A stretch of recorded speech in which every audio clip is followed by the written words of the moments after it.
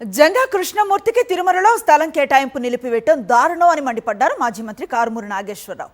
యాదవులకు చంద్రబాబు అన్యాయం చేస్తున్నారని ధ్వజమెత్తారు. టీడీపీలో యాదవులను అవమానిస్తున్నారని తెలిపారు ఆయన. బీసీలని పార్టీ అంటారు, బీసీలని గురించి గొప్పగా చెప్తారు. జంగా కృష్ణమూర్తి గారు మరి తీసుకుని అతనికి ఏదో చేస్తారని చెప్పి ఒక సీఎం ఎంటాస్మెంట్ చేయటమే తప్పు. ఎంటాస్ చేయటం దాన్ని మళ్ళీ ఈ రోజున ఇలా చేయటం అంటే చాలా దుర్మార్గం అని చెప్తున్నాను. అసలు మీరు ఏం చేస్తున్నారని చెప్పి తెలుస్తున్నారు. ఒక యాదవులకి అన్యాయం చేస్తున్నారు మీరు ఇద్దరు.